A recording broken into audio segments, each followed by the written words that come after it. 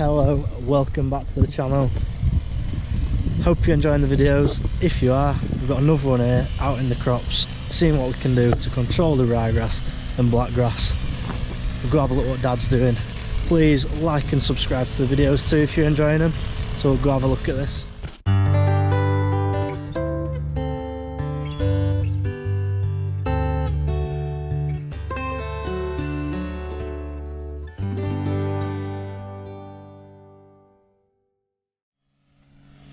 As you can see, we have got blackgrass in the beans.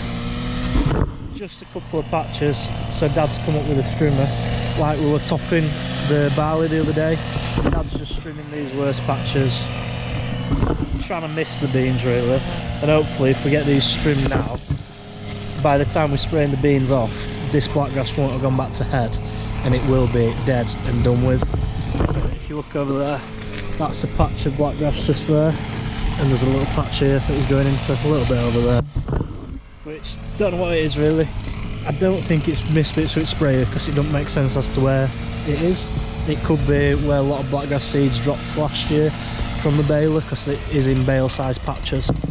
So maybe it's that, maybe it's a combine spreading it, I don't know, it's impossible to say. It is literally a little patch in the middle of the field and just there. So yeah, Dad's on with that, he's getting that done. I'm going to go get the flail now, and we've made a decision on the pylon field. I'm going to head down now with the flail on the John Deere and see what we can do down there.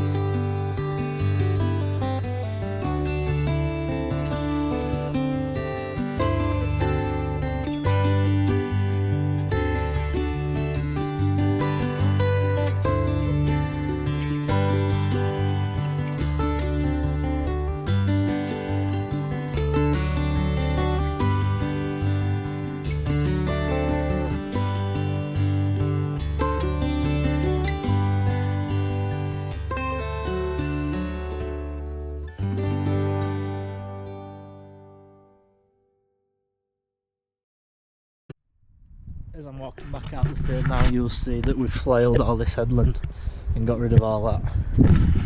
It's already growing back and getting heads back on it, which is scary. But we might have to come with a knapsack or quad if we get the quad fixed. We're still waiting on parts for that, to get them finished spraying off. And then, yeah, like I say, I'm heading down now. Just up in the van, heading down, get the flail, and cause some more upset, I suppose. But yeah, I'll get that done. This is the John Deere flail.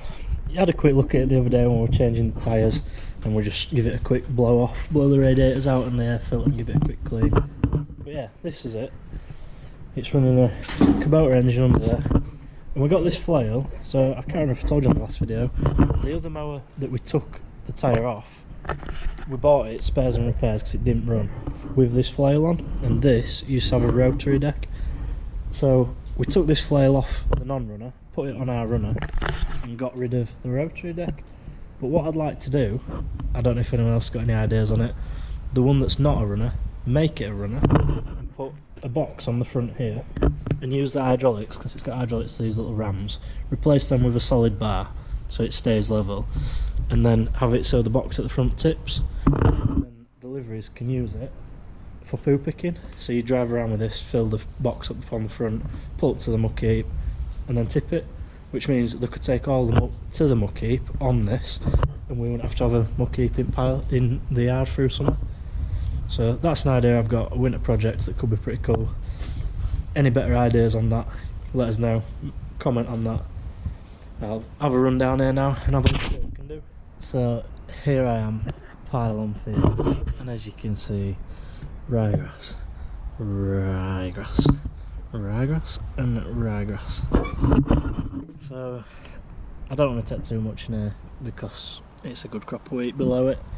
I want to get the worst bits that we don't think the combine will get through, so this bit as we go in the field, the entrance, and then just near the pylon over there. And there's a lot of pigeons about.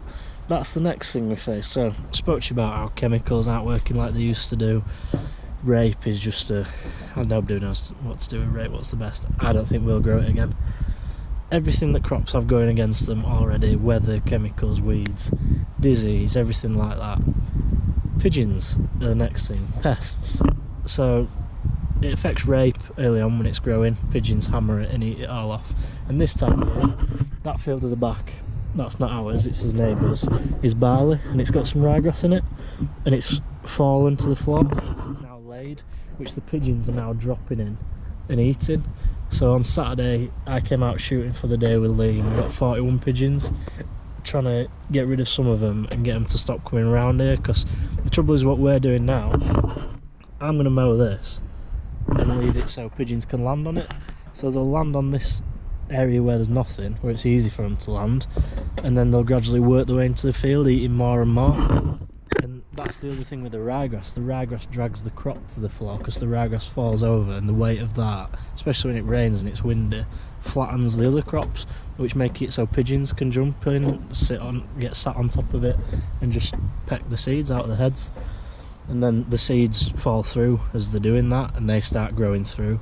So the first problem is pigeons eating it, so you lower yield. The next problem is the seeds drop to the floor and they start to germinate if it's wet, and then grow through the laid crop. So as you're trying to combine the laid crop, there's green growing through it, which makes it 10 times harder to combine. So another obstacle when you're trying to get to harvest is the pigeons, which we're currently trying to get off this barley at the back for his neighbour, and then in turn that'll stop him coming onto ours, hopefully. But yeah, anyway, I'm gonna have to flail this, because even though the pigeons can drop in it, it's got more chance with it being wheat, it shouldn't fall. So I'll get this flailed, which is rather upsetting, but got to be done.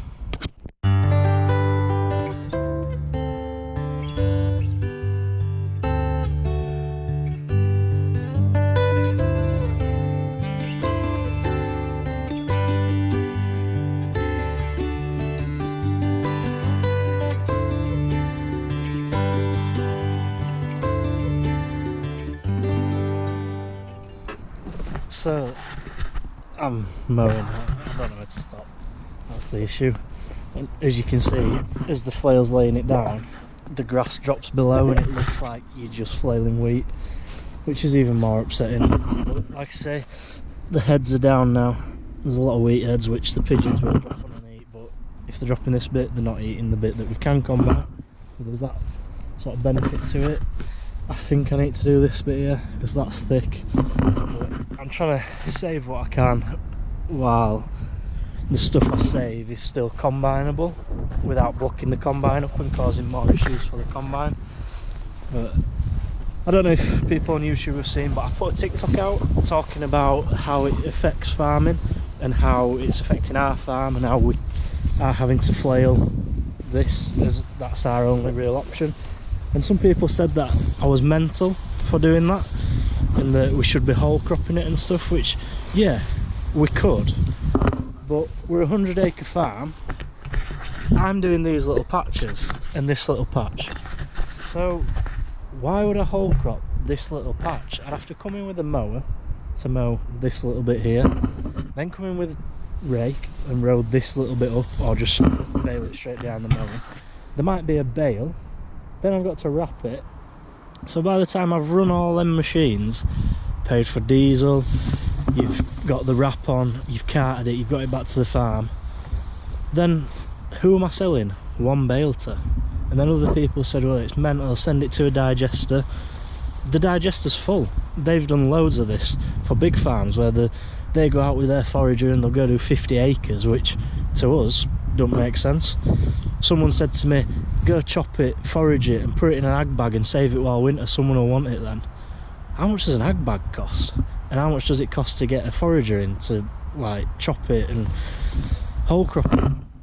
The costs out, like, we're already losing money by flailing it, but by the time we've then put more machines into it, more time into it, more fuel into it, you've paid a contractor to come and forage it, you've paid a contractor to bring an ag bag, you've paid for an ag bag. It's just, you're absolutely blowing your brains. Yeah, you feel like you've got something at the end of it to sell, but I feel like you're being a busy idiot because you're not making any money. You're losing more money by doing that than you would by doing this. So that's my view on it. If we had a field that was just totally overtaken by ryegrass, yeah, I'd whole crop it without a doubt, but we haven't. We've not got that issue. It's just little patches, so until then I don't see the point in us doing that. This is probably the worst bit here where it's actually dragged it down and it's laid, so this needs doing. But what is there, like 20 metres by 20 metres here?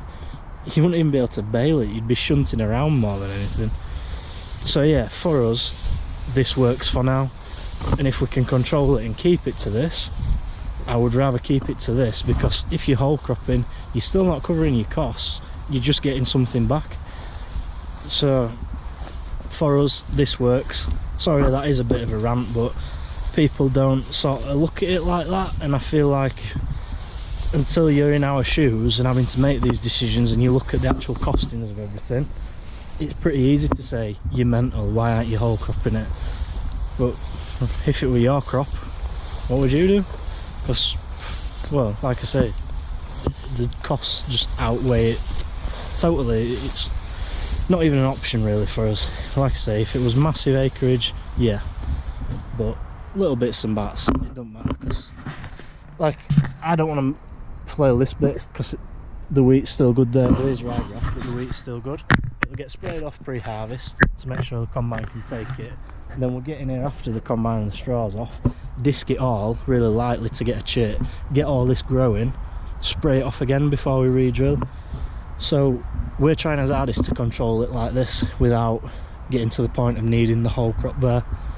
So yeah, like I say, sorry, little rant, but people just seem to think they know best, and sometimes when it's someone else's, like how they're doing it, I feel like we've got a better idea of what we're doing and why we're doing it. So yeah, still a nasty job, not nice doing, but at the minute as we are, this is our sort of only option for keeping going and keeping as much crop as we can. So yeah, I'll carry on with this, get a bit more of this done. I'm at the Yorkshire show tomorrow, which would be nice to go and have a look around some machines. I keep getting adverts coming up on my phone for Kubota tractors, 0% finance on all Kubota tractors, which, has anyone heard anything about Kubota tractors? They look pretty good to me. I'm not a tractor snob, and I think that's why Kubotas don't sell quite like they should, because every other machine that's a Kubota, brilliant. You look at Kubota diggers, everyone wants one, loads of people have got them.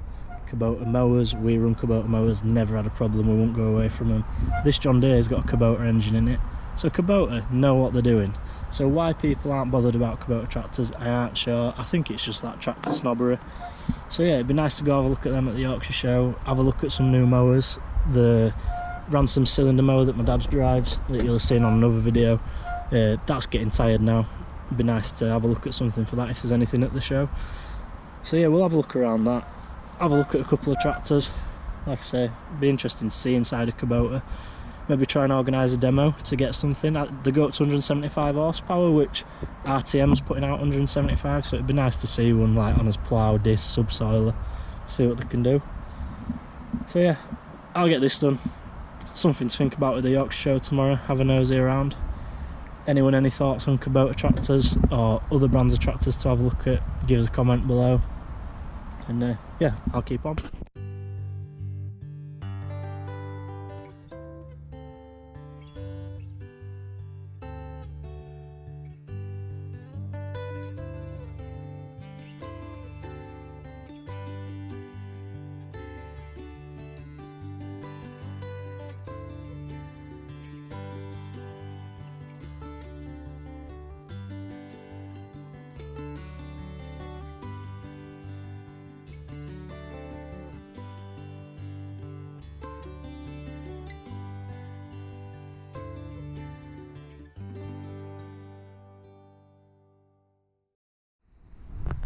So I think I've pretty much done I've done this bit down there to a biggish area there, then a biggish area behind.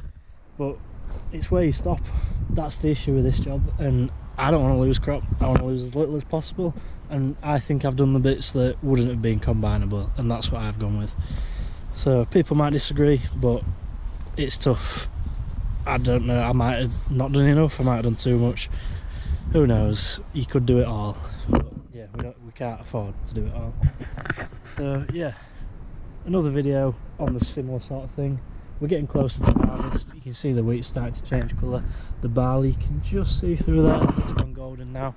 That'll be ready for spraying off next week, I think. And like I say, it's Monday today. I'm going to York Show tomorrow, have a look around some machinery and stuff. And again, sorry about the rant, but I did a video on TikTok, like I say. I was also talking about mental health within farming, and you still get someone commenting saying you're doing it wrong, this is how you should be doing it, which I don't think it's how it should be. Everyone should support everyone, especially when it's years like this and it's as tough as it is. So yeah, I'll get a drone up, show you what I have got done, you'll be able to see it better, and then that'll be the outro to this video. That's done for today, and like I say, out tomorrow, get back to it Wednesday. So thanks again for watching. Sorry it's a similar thing, but it's just showing how harsh it actually is, the ryegrass and blackgrass on farmers.